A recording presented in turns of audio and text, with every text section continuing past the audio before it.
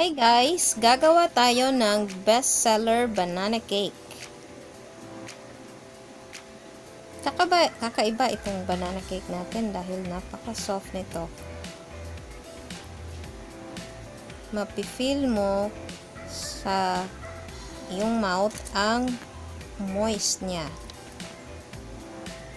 Ayan. As you can see, kahit sa pag-slice, makikita mo ang lambot niya. Ayan. At napakasarap. At nafe-feel ko rin yung mga bits niya sa banana.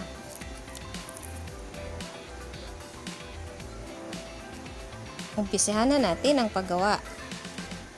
Una, i-preheat natin ang oven natin ng 400 degrees Fahrenheit at i-prepare natin ang ating parchment paper. Yung size ng ating pan is 7x3, tatlong piraso. I-grease natin ng oil or butter. Pagkalagay ng parchment paper, i-grease natin siya ulit para mas madali lang siyang ilabas. Luto na.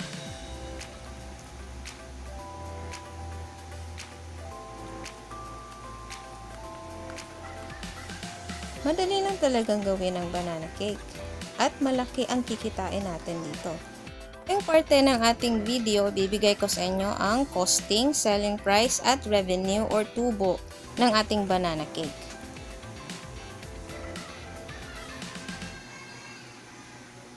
Prepare natin ang mga toppings. Maaari din walang toppings ang ating banana cake. Optional lang po ito. For the ingredients, pwede nyo pong tignan sa description box.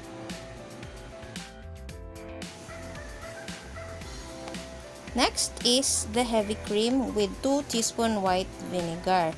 Substitute po ito for sour cream kung wala po kayong sour cream. At mas mura po itong gawin.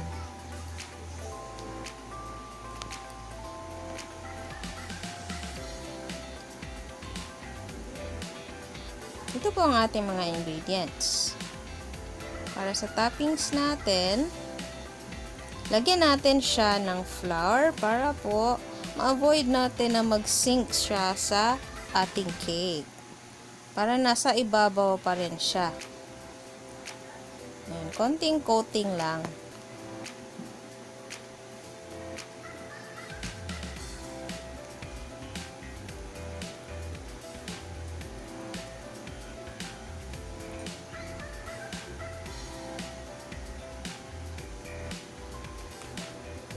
For our dry ingredients, sifted na po itong all-purpose flour. Isi-sift din natin yung ating baking powder, baking soda, at ang salt.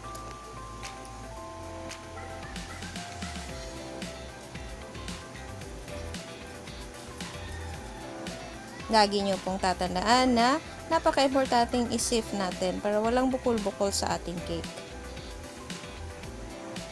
At to make sure, maaari nyo i-sift nito ng 2 hanggang sa 3 beses. Ayan, ayan. I-mix natin yung 1 cup na walnut. Tapos, ilagay natin yung sugar. Tapos, i-mix natin sa mixer or di kaya smash lang natin using fork or any tool na pwede. After that, add natin ng egg. 2 malaking egg.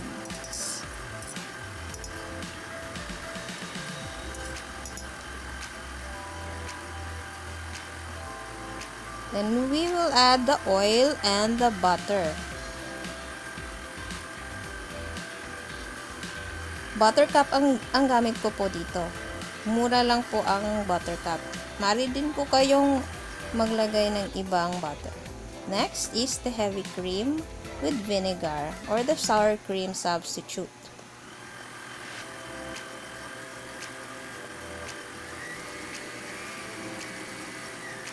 After this, lagay natin ang kalahati ng ating dry ingredients.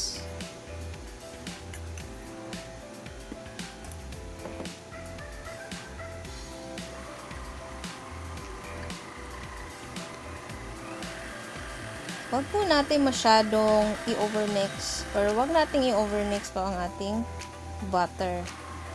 And then we put the other half of it.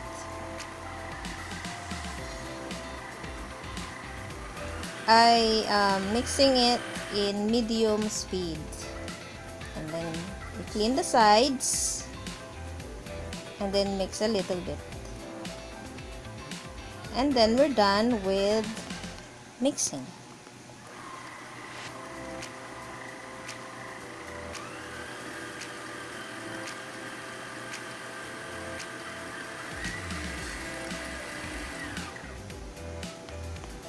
Divide natin to ng ng tatlong measures, or let's divide this into 3.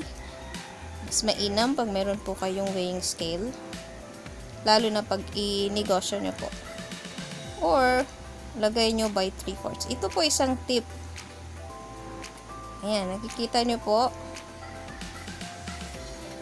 ito po yung cutter na nilalagay ko sa gitna.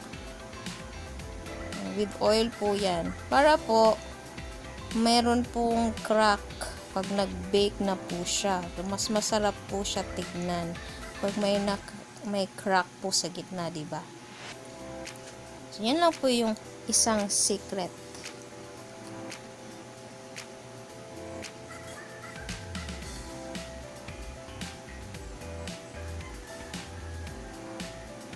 Then, we sprinkle it with the toppings. By the way, the toppings is composed of peanuts, walnuts, raisins, and chocochips. Or, you can just add peanuts or just the chocochips. Depende na po sa inyo. Then, bake at 400 Fahrenheit or 205 degrees Celsius for 15 minutes. After 15 minutes, i-bake siya ng 176 Celsius, 20 to 25 minutes. And look, napakaganda ng ating result ng banana cake. And let it cool in the rack para maiwasan po yung moisture niya sa bottom. Ayan, malamig na siya. Malamig-lamig.